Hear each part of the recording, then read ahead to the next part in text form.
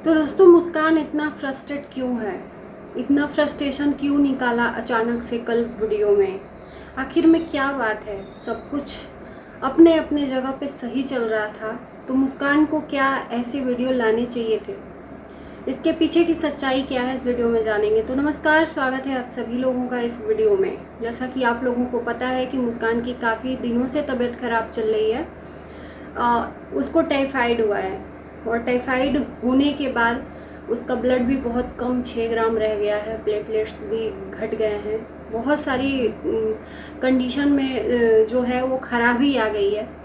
इसमें हंसने वाली बात नहीं है।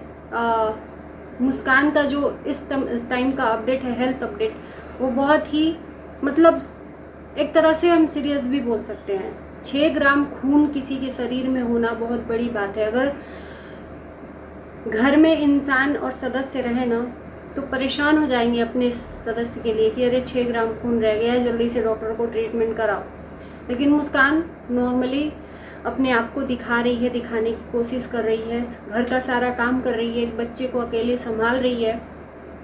उसके बाद से अगर कुछ चीज़ें उसके कानों में आएंगी तो फ्रस्ट्रेशन वो निकालेगी और फ्रस्ट्रेट होगी, है ना।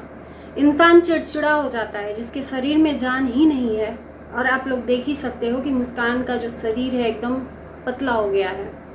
बच्चा भी उसका भी छोटा है, बच्चे को भी संभालना, घर को भी संभालना और उसके साथ साथ अपनी वीडियोस भी बनाना। जाहिर सी बात है, बेचारी कितनी बार उसने अपने चैनल को खोला है और कितनी बार उसका चैनल डिलीट कर दिया गया है, फिर भी वो कहते हैं ना कि इसी को कहते हैं कि कोशिश करने वालों की हार नहीं होती, और कोशिश करते जा रही है। फिर भी दूसरा कोई होता तो टूट जाता, छोड़ देता कि यार जब डिलीट ही हो जाएगा तो मैं नहीं बनाऊंगी।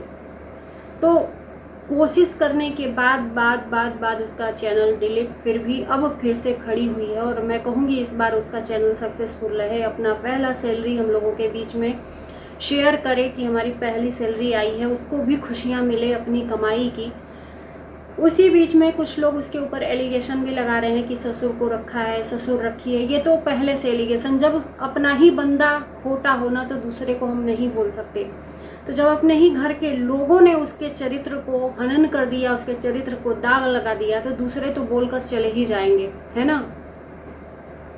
कहते हैं सीधे का मुंह कुत्ता चाटता है। यहाँ मुस्कान तो सीधी है नहीं, पर जिसको मुंह आ रहा है वो बोलकर चला जा रहा है। बहुत इजी होता है किसी को बोलकर निकल जाना, खासकर जब वो अकेली औरत हो तो।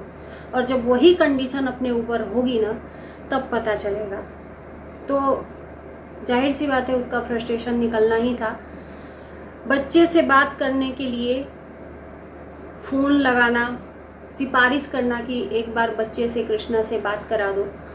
जब इंसान अपना रिश्ता नाता तोड़ ही चुका है, जब उसको उसके मन में रत्ती भर भी तकलीफ नहीं है अपने परिवार के लिए, प्यार नहीं है अपने परिवार के लिए, वो दूसरों की खुशियों में खुश हो रहा है, उसको अपने नहीं दिख रहे हैं, अपनी बीवी बच्चे नहीं दिख रहे हैं, दूसरे के बच्चे दिख रहे हैं, दूसरे के लोग दिख रहे हैं और कुछ चढ़ाने वाले लोग। और मैं ये कहती हूँ लिख के कि अक्षय को इस बात को समझना चाहिए। अब मुस्कान ने तो ये ठाना है कि मुझे ज़िंदगी भर रिश्ता नहीं रखना है। हम गुस्से में बोल देते हैं, पर वही करते हैं जो भगवान करवाता है। हम अपने अडिग मतलब जो वाक्य होता है ना, उस पर डिगे रहते हैं, पर हमें कहीं ना कहीं झुकना पड़ जाता है भगवान के इशारे पे। तो हम ये कहेंगे कि मुस्कान को हमेशा हिम्मत दें, वो अपने फैसले में जो भी करे अच्छा करे। हम उसके फैसले में कोई भी किंतु परंतु नहीं लगाएंगे, क्योंकि उसने झेला है उस रिश्ते में, उसने जिया है उस रिश्ते में। तो शायद एक औरत जब टूट जाती है तब ऐसे चीज़ों को लाती है। और कुछ दिनों से मैंने देखा सिंदूर भी लगाना छोड़ दिया है, मंगलसूत्र पहन रही है, बिछिया पहन रही है, पर सिंदूर लगाना छोड़ दिया है। यही कहते हैं आत्मा का टूटना। दिल का टूटना तो फिर भी जुड़ जाता है, लेकिन जब आत्मा टूटती है तो नहीं जुड़ता है। और उस बंदे ने कितना तोड़ा होगा उसको, है ना। कहते हैं कि जब तक पैसा है ना तब तक वो हाल है। कुत्ते के सामने अगर रोटी फेंक दो तो कुत्ता आपका वफादार बन जाता है। तो उसी तरह से पैसे का भी खेल है। पैसा फेंकते जाओ और अपना वफादार बनाते जाओ लोगों को। हम और कुछ नहीं ज़्यादा कहेंगे। शायद बच्चे के बात करने की सिफारिश की जा रही है, इस पर उसका फ्रस्ट्रेशन निकला है और निकलना जाहिर सी बात है, लाजमी है, क्योंकि जिस रिश्ते को कोर्ट तक खींच कर ले जाया गया हो, उस औरत के बच्चे से बात करने का मुझे नहीं लगता कि कोई तुक है। बच्चे से कैसा प्रेम, बच्चे से अगर प्रेम करते ना तो ये रिश्ता तोड़ते ही नहीं। उस बच्चे से शुरू से मैं बोल रही हूँ कि अपना अब रिश्ता देखो मत कि आप कितने प्रेम करते हो, कितनी नफरत करते हो। अब आपका रिश्ता ख़त्म हो गया, अब आप अपने बच्चे के लिए रिश्ता रखो, उसका बचपना मत बिगाड़ो। और यही नहीं हुआ, उसका बचपना बिगाड़ दिया गया। तो अब बच्चे से क्या प्रेम? जब माँ अलग होगी तो बच्चा भी अलग हो जाएगा। और जाहिर सी बात है, जिस इंसान की आत्मा को चोट पहुंची हो वो इंसान कभी नहीं मिलने देगा। बहरहाल हमने कभी भी ये नहीं चाहा है कि दोनों अलग हों। हमेशा से आप लोगों ने देखा होगा कि दोनों को एक समझदारी की उम्मीद लगाने और दोनों को इस रिश्ते को बचाने के लिए ही बोला है। पर हुई है वही जो राम रचि राखा। दोनों की अगर जोड़ी एक होनी होगी तो ज़रूर होगी, और नहीं एक होनी है तो हम कोशिश करके हम थक जाएंगे, कुछ भी नहीं हो सकता। कुछ लोगों को मज़ा आ रहा है कि अचानक से क्या हुआ कि फुफकार मार दी मुस्कान, अचानक से क्यों इतना वो उग्र रूप धारण किया, संजना घर पे आई है इसलिए चिढ़ गई है। तो भाई उसके मन में भी यहाँ पर दिल है। किसी के आने और जाने से कोई फ़र्क नहीं पड़ता। जब वो संजना की बेबी होने पे बधाई दे सकती है तो उसके बेबी के आने, घर के नानी के यहाँ आने की खुशी में वो जहर नहीं उगल सकती। वहीं पर संजना का भी मैंने देखा एक वीडियो जिसमें उनकी मम्मी कमेंट पढ़कर दिखा रही हैं कि अब आ गई यहाँ पर, जिस पर संजना ने तीखे शब्दों में जवाब दिया है कि अब आ गई का मतलब क्या है, मैं अपने घर आई हूँ, किसी के बाप के घर थोड़ी आई हूँ। अब ये किसने बोला है मुझे नहीं पता, पर किसी ने बोला है, जिस पर बहुत तीखे शब्दों में संजना ने जवाब दिया है कि मैं अपने किसी के बाप के घर नहीं आई हूँ, अपने घर आई हूँ। और एक चीज़ मैं यहाँ पर चीज़ें क्लियर कर दूँ कि संजना ने पहले ही बोला है कि मेरे शादी में जो दहेज मम्मी देने वाली थी उस ज़मीन को बेच कर देने वाली थी, तो वो मैंने दहेज खुद अपने पैसे से वो शादी करवाई, ज़मीन नहीं बिकने दिया।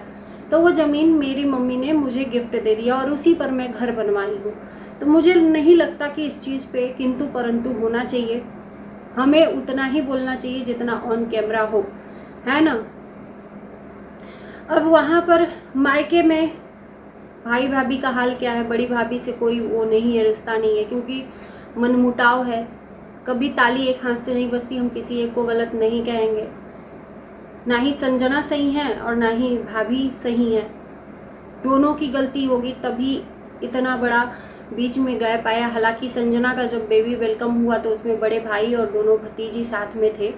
भतीजियों का प्रमोशन हो गया, इतना मैंने सुना कि छोटी बहन आ गई, पर कृष्णा का प्रमोशन हुआ ये नहीं सुना कि कृष्णा भी बड़ा भाई बन गया। अभी तक उस घर में एक लौता वही चिराग है। उस घर में बेटियों के बाद एक ही बेटा है, बेटियों पे एक ही बेटा है, चाहे वो बहन हो चाहे वो भाई हो। कम से कम उस बच्चे के लिए तो थोड़ा सा इस रिश्ते में होना चाहिए था, पर कोई बात नहीं, जैसा इन लोगों की मर्जी हो। वहीं पर मुस्कान ने भी एक चीज़ बोला है, किसी ने जवाब दिया। जाहिर सी बात है यार, किसी के मुंह में अगर उंगली डालोगे बराबर ना, तो वो एक बार बोलेगा ही कि यदुवंशी खानदान में बेटों से वंश नहीं चलता है, बेटियों से चलता है। और ये क्यों बोला है आप लोग अच्छी तरीके से जानते हो। वहाँ पर बेटों की नहीं चलती है, बेटियों की चलती है, औरतों की चलती है। इसलिए शायद वो घर तहस नहस हो गया है। और सही बात है, इंसान एक घर में ना, कहते हैं मुखिया ऐसा होना चाहिए जो लीडरशिप निभाए।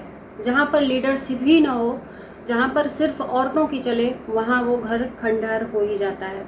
संजना के ससुराल में देखिए, बहुत अच्छा लगता है वहाँ का लीडरशिप। वहाँ का लीडरशिप उनके सास ससुर ही हैं, चलाते हैं, और वहाँ पे बच्चों को उनके हिसाब से ही चलना पड़ता है ना, किसी की नहीं चलती। जैसी सास ससुर कहते हैं वैसा ही चलता है। लेकिन जस्ट अपोजिट